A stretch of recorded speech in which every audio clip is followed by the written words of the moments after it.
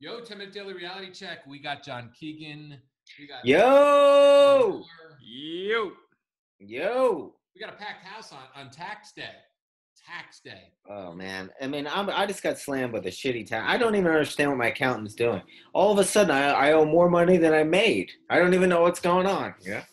What the fuck? I don't even get it. Because I hired this guy to do my taxes because I don't like looking at all this shit. So he's just like, yeah, this is what it is. That's what it is. And I'm like, yeah, it's probably what you're saying. I don't even know if I made that much. Whatever. Just make sure I don't owe a lot in taxes. Next thing I know, all this fucking money in taxes. You know what? The worst phone call of the year. Every single year, you dread your accountant calling you on either the 16th or 17th. If it's the 17th, or if it's the 14th and 15th, you just sit there and wait for that, and you show his number. Right. And the accountant conversations are always like really weird conversations, right? They're not like, "Hey man, what's going on? How's life been?" Right? It's always like, "John, yes, Steven. I looked through the numbers and you owe blank blank for this and blank blank and like there's no like greasing you up, warming you up at all. They just go right for the jugular. Something I'm doing wrong. I'm gonna get rid of this guy. This one stinks. What the fuck? Are you not you're not, I don't know what he's doing. Honestly, I'm too stupid to look at how much money I'm making. I don't know what's going on. And this fucking guy, I think they just make shit up and try to make it look like they try to make a story. I don't even know what the accountants are doing. Why don't they make the IRS simple? Like everyone pays 15, 20%, call it a day, man. Leave us alone. Well, that's Ross Perot. Remember Ross Perot wanted to do that. Well, that's what 15%. That's what the Trump wants to do, but everybody hates the Trump because they don't like the way he talks. Wait a second. It's like a Seinfeld episode. We had the dentist. We had the bubble boy. We had a new Seinfeld episode called The Trump. Yeah, the Trump. I mean, look, nobody likes the way the Trump talks, but the guy just wants to get rid of all this bullshit. What the fuck? I don't want to pay the taxes. It's enough.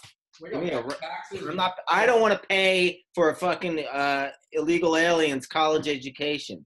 Fuck you. I work hard, man. Get out of here. Do you think we're really paying for ET's education? Somebody's, man. Yeah, I don't know. Whatever it is, I don't want to pay anything. Just leave me alone, like literally. I mean, what are we paying for? I feel like I'm actually working for somebody else now. I don't even know what the fuck. I can't even believe the tax bill. And are they debiting it, or do you have to actually write the check? I guess I'm supposed to write the check, Oh, and then you got to go and you got to have a postmark by midnight. You got to go get a postmark. And then, of course, News 4 at 4 will say, and look at the line at the post station at Grand Central. And then they do those dumb interviews, right? And those interviews are so stupid. Oh, how do you feel right now? Well, I just got here in time. Good thing it's open till midnight. I got to get the stamp on it, right? Yeah. Well, anyway, let's talk about something else. That's just making my day worse. I can't even believe it. How's spring in New York? Non-existent. We had a couple nice days, but it really is like very wintry still. Yeah, but we had a couple nice days, but so it's been good to get hibernate. It's been good for hibernating. It's been good for writing. It's been good for focusing on other things. Yeah. Like what? What are you focusing on now? I mean, everybody wants to know. What is John Keegan focusing on? Well, I've been working on a book, and I've actually been writing. It's got coming along pretty good. We'll see. I mean, it's hard. It's hard writing a book. It is definitely hard writing a book. It's easy to write a poem, but writing a book that's about something where it has to be specific, but it's coming along. So what's your book about? It's about little boys and little girls connecting on street corners and such, things like that. Oh, what a romance. Yeah. Sounds like the Stalkers of New York. Yeah, something like that. What about you guys? I don't feel like talking. What else is going on? Oh, we had a boot camp over the weekend. Yeah. Oh, really? Yeah. How'd it go? Guys are awesome. How many guys? 30, 20, 50? 4. 4 guys. And what was their, what did you guys come up with anything new and interesting because you're always doing something cool and interesting and finding new ways to get the guys out of their head.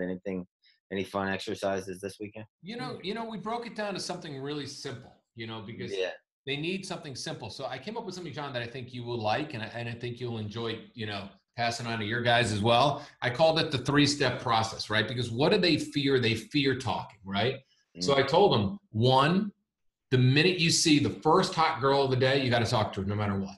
No matter what, you just got to walk over there and say whatever fucking words. are on your mind. You could say the sun looks good today. The moon looks shiny.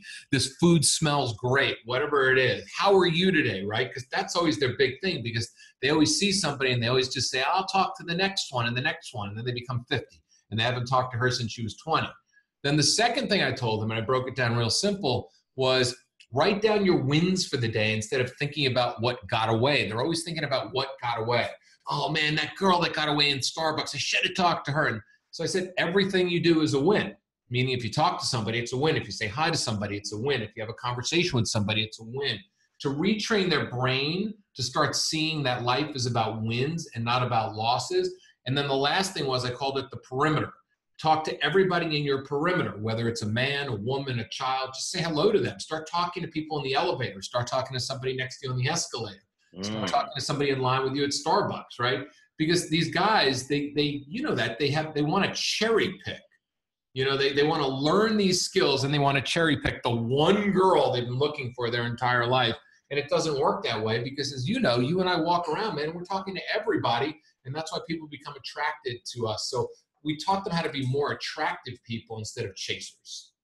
That's great. Yeah, and that's the biggest thing that we're all always refocusing guys back on. If it's the one thing, is to detach, and women too, you know, to detach from the outcome. Yep. And because once you get into that outcome mode, you end up really frustrated. You end up feeling alienated and disconnected. And, you know, then you do become what you don't want to be. You do become creepy because people with an agenda are creepy. Speaking of that, this is pretty funny. All right, tell us. I had Vice magazine contacted me. You know, the HBO show, Vice, that show.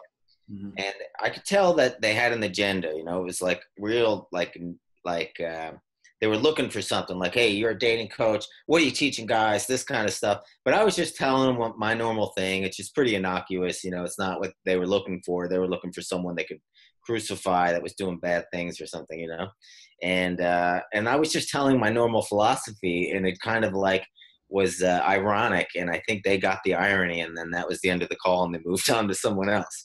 And they were like, well, you know, is there anything like, what's up with these guys that you're working with, da, da, da, da. And I said, well, you know, I'm teaching them, not to have an agenda and just to, you know, naturally want to connect with people and find the joy in being social and the joy in flirting. And and they're like, and I'm like, because having an agenda is really creepy, you know, because anytime someone comes up to you with an agenda, that's really creepy. And as I was saying that, I knew that I was on the defense because they were really, you could tell.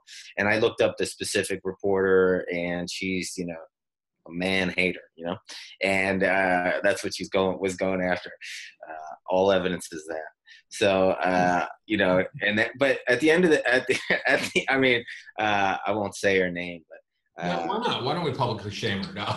No, because I don't need it. But she looks like she has like, where she, you know, it's like this thing the thing that Vice News does. You know, it's really cool. They always find interesting people to interview. But if you watch it, it's really like, I don't know, maybe I'm getting older and smarter or something. But if you watch it, it's like they just have like some 21 or 22-year-old person who doesn't believe in anyone's. They think they're a know-it-all, so they'll have a know-it-all interview. A millennial. We call them a millennial it all. Yeah, they totally know it all, and they have this like asshole look in their eye, and they wear oversized glasses, like that makes you want, like they look like the kid in school you want to knock out in the hallway. They have that look, you know.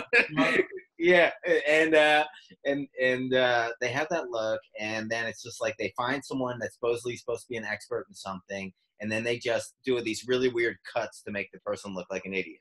And then they just sit there and make these doofus faces, you know, like, doofus, like, I know it all, like, you're a doofus, and that's what, so it's basically, and I really realize what their system is, and they don't believe in any spirituality, they don't believe in any God, and they completely, their God is cynicism.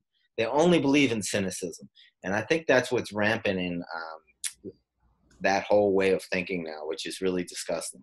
And I think it's why Donald Trump won the presidency, because it was the opposite. Believe it or not, as raunchy and all that as he is, he was the opposite of cynicism. Isn't that something?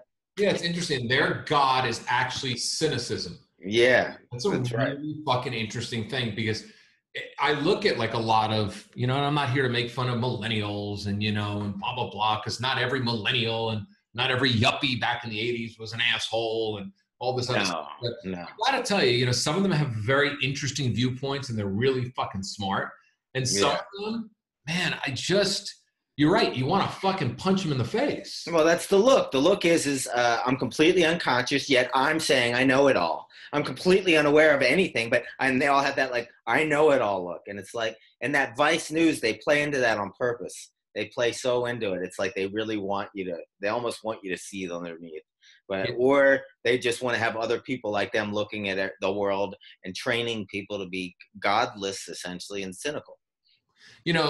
Know-it-alls drive me nuts. Yeah, me too, man. I mean, nuts. I mean, Alex came here today and he says, he admitted, like, he's working on some stuff. And he goes, yeah, that was a fuck up on my part. It's like, fuck, we all fuck up, right? But know-it-alls, they never seem to fuck up. Yeah. And they're constantly blaming other people for their problems, which is really interesting. It's like, well, if you don't fuck up. That's right. And you're blaming other people for your problems, why can't you blame yourself? They never can blame themselves. They're just so... Well, they know it. Yeah, it's always that. And then it's like the best is like when you meet someone like that and they read all the spiritual books and then all of a sudden they're like the spiritual guru, even though they're not even... Like a lot of... Like, I think one of the things about our society that's interesting, since we're on just an absolute diatribe, is that...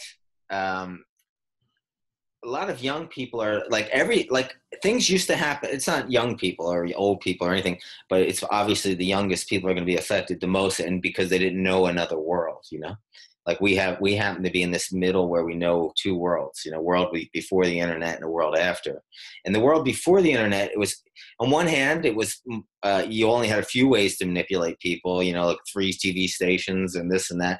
But it's really like things used to happen more organically, like music used to pop up organically, fashions, ideas and thoughts.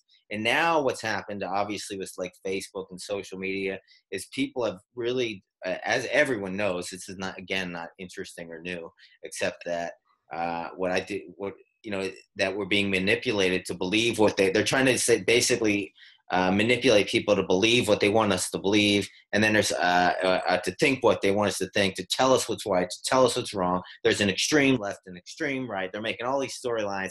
And there's you're black, you're white, you're old, you're young. And they're just putting us all into that. But what I'm thinking is like, if you look at one of the other things they impose upon us is like these spiritual teachings of like yoga and meditation, which are beautiful practices and beautiful things. But I wonder, like, and this is just a question, like, I think it usually takes until your 30s to become really spiritual, and then to start really tapping into it. Not that you can't be born, spiritual. We're all spirits. But I feel like there's like a know-it-all quality that goes to someone that has all this information when they're 22, and they've learned it all intellectually, and then they act like they know it all when they haven't really experienced enough life to honestly know the depths of what those things mean. What do you think about that? I agree with you. It's interesting when you see experts, life coaches, and we've talked about this a lot, and talked about this on a lot of podcasts, a 23-year-old dating coach, a 26-year-old life coach. It's like, you're just not there yet, dude, and female, dudess, you're not there yet. You can have talent at it. You can be, you can have a lot of talent. You can have things you can share. Yeah. I mean, I'm not going to take it away or get egoic about, because you can know certain aspects of it. You could be wonderful at meeting people because you're 23 and you've been talking to people since you were 14, but you got a 50-year-old person that comes at you and says, I'm having a lot of trouble since my divorce and I really can't meet somebody. And then all you can do is take them to meet somebody, but you don't know anything about what it's like to be his age, where he's at, what he's gone through, his experiences at all. And that's what it is. It's like you can have the beginning of a career, but the thing is, as life proceeds down the road, you become more self-aware. You start to become more in tune with who you are. You start to become more in tune with your mistakes. You start to own your mistakes. You start to grow as a person. So I look at someone who starts their career early. Sure, there's wonderful things you can share and bring to the table, but in reality, if you even look back, if you look at a 24-year-old coach and he's 35 years old now and looks back at the 24-year-old person that used to coach people, he'll look and say, fuck, I have no idea how I made that much money and how people paid me. You know, because now it's like I'm so much more evolved. And we can look back 10 years ago the way you and I were and how much more we're evolved. I mean, that's what life brings. Life brings experience, and that experience just keeps evolving, evolving, and evolving. Or even when I oh, what are you gonna say? Miller's got something to say. No, I said even when I started coaching with David, you know, like I was young. I think I was like 24, 25, and I met John for the first time. And I mean, I've evolved a lot in that time, you know. Yeah, you know what I was gonna say though, like, and this is like, but Alex and I was the same way, and I don't know about you, David, but I know Alex when he was that age. He had humility.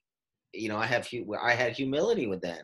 A lot of these younger people now, I feel like Andy Rooney now. I don't want to say that. I know, you know, a lot of people out there. But how about this? I'll just say when I watch that Vice News and they have these like children with smug faces, they all lack, and doing the interviews on adults, they all lack humility, and it's disgusting and it's disturbing. Yeah. And they all lack spirituality, you know. So a real spirituality, you know, it's a sort of cynicism, a know-it-allness.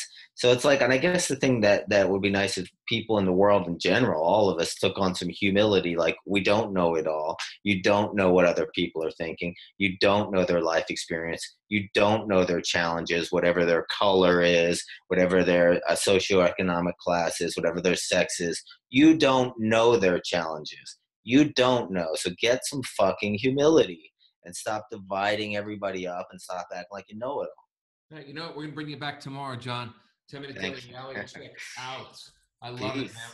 We're going to bring John back. We're going to talk about the internet, John. There's an article that I want to share. I'm going to read when we talk tomorrow about how the internet said, I'm sorry to people. It's an article that's been passed around all day today. And we'll bring you back tomorrow. Alexander Miller out. Peace. Peace.